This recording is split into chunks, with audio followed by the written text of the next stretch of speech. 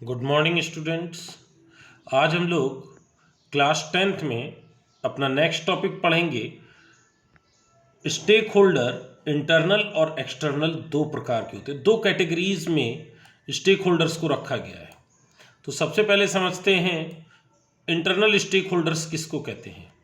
देखिए, stakeholders who are involved in a business firm from within the organisation are known as internal stake holder.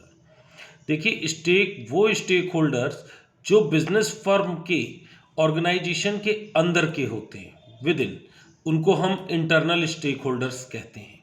मतलब इनका vested interest होता है organisation में। देखिए, internal stake holders में कौन कौन आते हैं। Number 1, owners. ओनर्स का दूसरा नाम शेयर होल्डर्स भी है। एम्प्लॉयज़, एम्प्लॉयर्स, ये सब इंटरनल स्टेक होल्डर्स में आते हैं।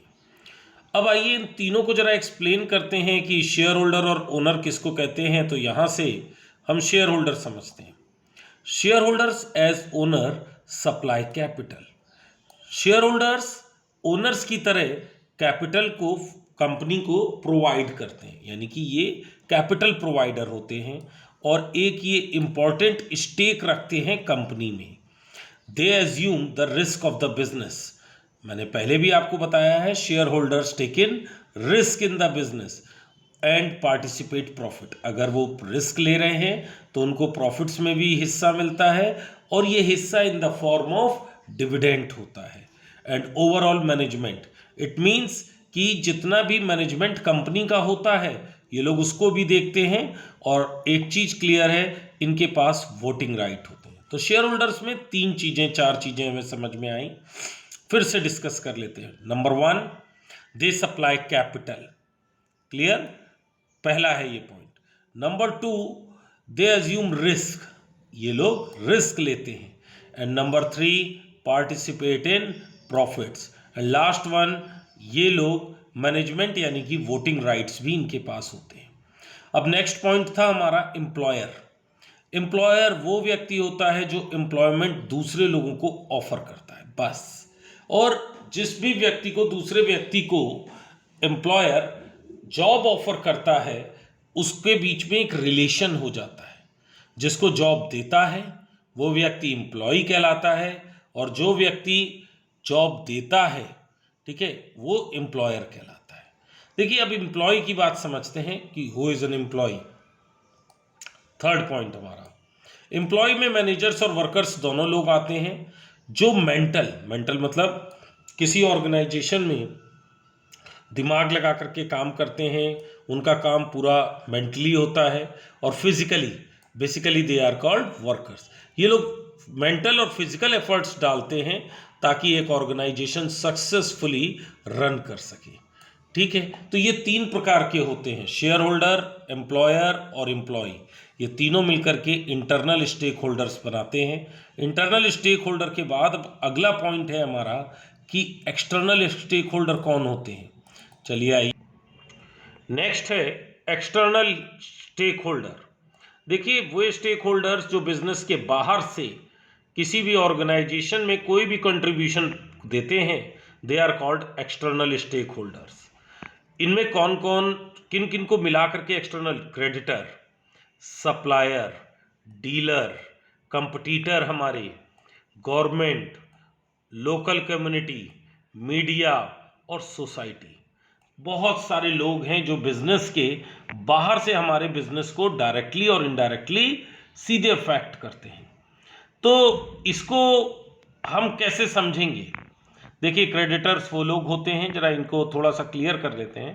क्रेडिटर्स वो लोग होते हैं जो बिजनेस फर्म को उधार माल या पैसा देते हैं। सप्लायर्स जो हमारी फर्म को गुड सप्लाई करते हैं, रेगुलर हमारी सप्लाई बनी रहे, उसमें काम करते हैं। कंपटीटर वो लोग होते हैं जो हमारे बिजनेस के सीधे कंपटीशन में होते हैं, जैसे पेप्सी एंड कोक, ये लोग डायरेक्ट बिजनेस में हैं।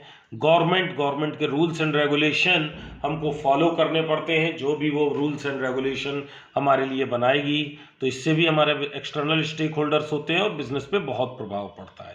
Society, consumer, media, local community, ये सब लोग बिजनेस के अंदर नहीं होते, ये सब लोग बिजनेस के बाहर से होते हैं, लेकिन हमारे बिजनेस को बहुत प्रभावित करते हैं।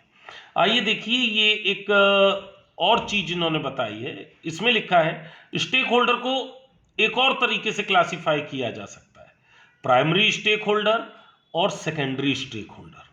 देखिए, प्राइमरी का मतलब वही होता है जो हम लोगों ने इंटरनल स्टेक होल्डर में पढ़ा था। तो प्राइमरी स्टेक होल्डर जैसे owner, employee, creditor, dealer, supplier, competitor, ये लोग होते हैं।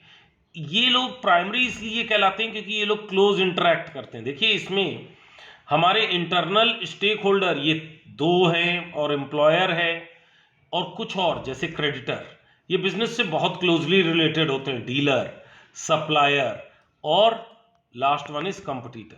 इनके बिजनेस पर सीधे प्रभाव जो पड़ेगा वो इन पर पड़ेगा। अब सेकेंडरी, ये जैसे गवर्नमेंट है, मीडिया है, लोकल कम्युनिटी है और जनरल पब्लिक, ये सब सेकेंडरी स्टेक होल्डर हैं। चलिए ये डायग्राम को जरा सा समझ लेते हैं। देखिए, ये कोई ऑर्गेनाइजेशन है, ठीक है, और इसके साथ जो बिल्कुल पास का घेरा है शेयर होल्डर्स, इसका मतलब ओनर्स होता है, and board of directors, owners, employee. तो ये लोग कौन मिलकर के, ये जो इंटरनल में है ऑर्गेनाइजेशन के चारों आसपास, ये हमारे इंटरनल स्टेक होल्डर्स हैं। और जो ये आउटर लाइन में है, ये सारे हमारे एक्सटर्नल स्टेक होल्डर हैं। कौन कौन है?